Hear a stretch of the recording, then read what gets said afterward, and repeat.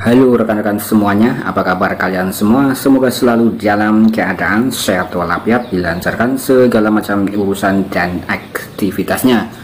Dan di sini saya akan kembali menginformasikan perkembangan pergerakan Pi Network ya, terutama di sini melalui media berinformasi, terutama dari saluran-saluran Twitter. Nah, di sini saya akan kembali mengulas tentang daripada informasi dari Crypto Investigator ya. Dan di sini admin membuka daripada Twitter yang sudah checklist warna biru dan admin langsung terjemahkan ke dalam bentuk bahasa Indonesia agar rekan-rekan juga bisa melihat dengan jelas. Kemudian di sini kalau kita lihat step by step informasi demi informasi yang disampaikan oleh daripada Crypto Investigator ini memang cukup mantap dan cukup menarik ya, berkaitan dengan perkembangan proyek Pi Network.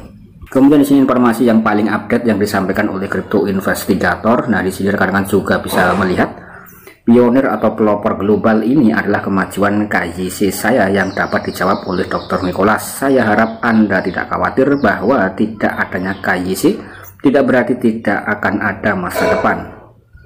Dan terus menunggu daripada informasi resmi daripada pihak core team ya. Jadi di sini tentang daripada progres KYC yang masih bisa dikatakan cukup lambat sekali, meskipun di sini untuk daripada aplikasi ekologi seperti Pi Workforceful dan juga Pi Mall dan lain-lain itu sudah akan mulai beralih ke versi mainnet, atau untuk daripada Pi Workforceful sendiri sudah resmi ke versi mainnet ya. Kemudian untuk Pi Network sendiri masih dalam fase enclosed mainnet. Kemudian di sini juga ada keterangan ya rekan-rekan. Nah, rekan-rekan juga bisa dipelajari. Nah, di sini melalui daripada Pi browser dalam developer bahasa Inggris ya. Artinya di sini dalam percakapan di dalam aplikasi Pi browser rekan-rekan semuanya berkaitan dengan masalah KYC. Kemudian di sini Dr. Nicholas menjawab 5 jam yang lalu ya berkaitan dengan masalah KYC tersebut. Kemudian di sini juga Dr. Nicholas rekan-rekan menjawab setelah 5 jam atau di sini 5 jam yang lalu ya, pada saat konten ini dibuat. Dan di sini berkaitan dengan masalah KYC dan nanti kita akan mencoba untuk mengulasnya. Kemudian di sini untuk yang berkaitan dengan masalah KYC, beberapa waktu yang lalu saya juga pernah mengulas tentang daripada pencapaian terakhir ya, bisa dikatakan disebutkan bahwa ada sekitar 5,6 juta saja yang baru lolos KYC atau melewati KYC. Kemudian di sini untuk daripada jumlah pionirnya terus bergerak menuju ke 47 juta. Kemudian di situ core team juga dengan ambisius sekali rekan-rekan, yang mana di situ akan bisa dikatakan mentargetkan akan ada miliaran orang yang bisa mengikuti atau berpartisipasi dengan blockchain Pi Network ya, dan bisa beralih dari Web 2 ke Web 3 daripada Pi Network. Kemudian di sini kita bisa melihat lagi informasi berikutnya 12 jam yang lalu. Nah, di sini juga disampaikan oleh daripada Crypto Investigator. Disebutkan di sini ada seorang pionir berhasil membeli nama domain tingkat atas, yaitu dengan nama domain openpi.io dengan harga yang cukup lumayan mahal ya, yaitu sekitar 12.000 koin Pi. Transaksi ini memang merupakan transaksi berbiaya tinggi dan juga berprofil tinggi yang menarik perhatian dan diskusi secara meluas. Kemudian sebagai domain tingkat atas, OpenPi memiliki nilai dan potensi besar dalam dunia Web3 ya, dan juga setenar dengan OpenSea ataupun OpenAI. Kemudian itu dapat menawarkan pemiliknya peluang yang tak terbatas untuk bisnis dan juga inovasi. Jadi di sini mungkin ada seorang pionir ya, yang bisa dikatakan ya pionir yang sudah senior, dan itu membeli nama domain dengan harga 12.000 koin Pi, harga yang cukup mahal sekali ya. Kemudian di sini untuk daripada yang dibeli domainnya bernama openpi.io, ini memang bisa dikatakan hampir mirip dengan OpenSea daripada marketplace untuk jual beli NFT. Nah, kemudian di sini secara lebih detail disampaikan dalam bentuk screenshot ya, di sini dalam bentuk bahasa China, OpenPI. Jadi di sini kalau kita lihat komunitas dari negara Cina memang sangat masif sekali ya rekan-rekan. Kemudian di sini pembayarannya dengan menggunakan koin Pi ya. Untuk lebih detailnya ada sekitar 12.360 koin Pi ya. Nah, ini berhasil dibeli oleh pionir yang ada di sini. Nah, kemudian bagaimana pendapat rekan-rekan tentang informasi di sini ya, nanti juga bisa tulis dalam kolom komentar. Nah, kemudian di sini juga banyak sekali rekan kita mungkin yang berkomentar ya, terutama berkaitan dengan masalah KYC dan lain-lain. Nah, kemudian di sini kita mencoba membahas tentang yang berkaitan dengan core team menjawab masalah KYC tadi ya rekan-rekan. Nah, di sini admin akan mencoba untuk menerjemahkan daripada screenshot yang mana di sini ada dari developer ya dalam bentuk bahasa Inggris. Kemudian di sini ada yang bertanya, salah satu pionir yaitu sebagai berikut ya. Saya telah menjalankan Nodi selama 3 tahun terakhir dan masih belum menerima undangan KYC meskipun mengirim petisi berkali-kali. Kemudian di sini Pak Nicholas, dapatkah Anda memberitahu kami lebih banyak tentang masalah KYC yang sedang terjadi, terutama di sini tentang KYC yang masih macet. Kemudian di sini Dr. Nicholas juga membalas secara langsung ya rekan-rekan. Di sini kalau kita lihat ini adalah resmi balasan Dr. Nicholas. Jika Anda tidak mendapatkan undangan KYC, sistem mungkin telah menandai Anda sebagai pengguna yang sebelumnya terkait dengan terlalu banyak akun palsu atau pelanggaran kebijakan yang lainnya ya. Nah, di sini mungkin bagi rekan-rekan yang masih macet, kemudian rekan-rekan tidak perlu untuk mengirimkan daripada keluhan rekan-rekan tentang masalah KYC ya. Nah, yang mana di sini untuk daripada KYC rekan-rekan pasti sudah terdaftar dan sudah tertandai. Nah, kemudian tinggal ditunggu saja.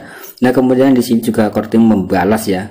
Sayangnya kasus-kasus itu ditunda untuk ditinjau nanti karena kami ingin melakukannya dengan sangat hati-hati. Jadi di sini untuk masalah KYC memang dilakukan dengan sangat berhati-hati. Kemudian di sini kita juga bisa melihat informasi berikutnya ya, balasan dari Dr. Nicholas berikutnya. Kami memprioritaskan orang yang telah mengirimkan KYC untuk ditinjau dan diverifikasi sepenuhnya terlebih dahulu. Nah, jadi di sini sudah sangat jelas sekali tentang daripada jawaban Dr. Nicholas ya, yang mana di sini untuk masalah KYC memang dilakukan dengan sangat ketat dan sangat hati-hati. Dan bagi rekan-rekan yang sudah melewati proses KYC dan masih pending ya, tinggal ditunggu saja. Yang penting data rekan-rekan itu sudah benar dan valid ya, tinggal menunggu daripada approval saja daripada pihak validator. Kemudian di sini kita mencoba untuk beralih ke informasi berikutnya ya. Nah, di sini kalau kita lihat informasi demi informasi tentang Pi Network itu memang kebanyakan berasal dari seputar negara Asia seperti di Cina, kemudian Vietnam dan juga Korea ya. Kemudian untuk yang ada di Indonesia masih sebatas dengan komunitas seperti event-event barter dan lain-lain ya. Kemudian kalau kita lihat informasi dari berbagai mancanegara, di sini jauh memiliki semacam retorika ya rekan-rekan. Jadi rekan-rekan itu juga bisa mendapatkan berbagai macam info-info dari luar negeri. Kurang lebih seperti itu. Dan di sini admin pribadi hanya sebatas memberikan informasi karena di sini untuk Pi Network itu pengikutnya atau usernya memang sangat banyak sekali ya. Nah, mungkin kurang lebih seperti itu. Kemudian di sini untuk daripada Crypto Investigator juga meretweet postingan dari Victor Nguyen. Nah, di sini dari negara Vietnam. Di sini ada informasi ya, kita bisa mengecek seperti berikut. Nah, di sini untuk Vietnam kami akan berdiskusi dengan topik jaringan Pi, potensi dan tantangan di era digital. Kemudian program ini akan disiarkan langsung di saluran YouTube Crypto Level ya pada jam 9 pagi. Jadi di sini ada semacam diskusi-diskusi ya kalau kita lihat dalam komunitas-komunitas dari berbagai mancanegara atau dari berbagai negara ya. Terutama di sini Vietnam itu juga bisa dikatakan ya cukup memiliki IQ yang bagus ya. Nah, mungkin di atas rata-rata IQ orang Indonesia untuk saat ini ya. Kemudian di sini untuk daripada node aktif di negara Vietnam ini sudah masuk ke peringkat ketiga dalam peringkat dunia ya. Kemudian untuk Korea Selatan itu memasuki peringkat yang pertama, disusul dengan Cina. Kemudian Jepang ya masuk ke urutan keempat. Mungkin kurang lebih seperti itu. Jadi komunitasnya itu sudah bisa dikatakan ya sedikit memiliki pengetahuan lebih tentang dunia cryptocurrency dan juga dunia blockchain. Nah, oke rekan-rekan, dan saya rasa sekian dulu informasi berkaitan dengan pergerakan perkembangan pasca hari Pi Day yang kedua. Dan bagi rekan-rekan yang ingin menggarap project yang lain ya, jangan hanya mengandalkan atau berfokus pada satu garapan saja seperti Pi Network ya. Jadi rekan-rekan itu juga bisa menggarap proyek-proyek yang lain seperti event-event testnet ataupun event-event airdrop mining, yang mana disitu bersifat gratisan tanpa modal ya. Yang mana disitu admin juga pernah men-sharingkan beberapa waktu yang lalu melalui daripada saluran channel YouTube ini ya. Jadi untuk channel ini memang tidak berfokus untuk Pi Network saja, melainkan berfokus daripada cara untuk menghasilkan uang di era digital, terutama dalam dunia cryptocurrency dan juga blockchain ya. Kita bisa mendapatkan cuan dari event-event mining dengan sangat mudah sekali. Nah, kemudian di sini beberapa waktu yang lalu admin juga sempat meng-share ya rekan-rekan tentang daripada project blockchain layer 1 yang sudah rilis di Bybit ya. Kemudian untuk listingnya itu akan listing pada tanggal 1 Januari 2024 dan eventnya itu masih terus berjalan. Nah, di sini admin sudah mendapatkan ya lumayan sekitar 10 sampai 17 jutaan ya ketika ini nanti bisa di withdraw.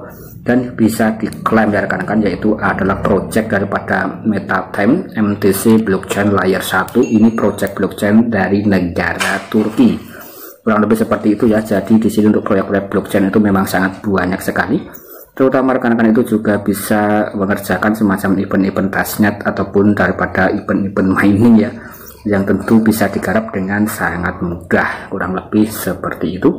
Semoga rekan-rekan bisa mendapatkan informasi yang positif ya. Sekian dan terima kasih.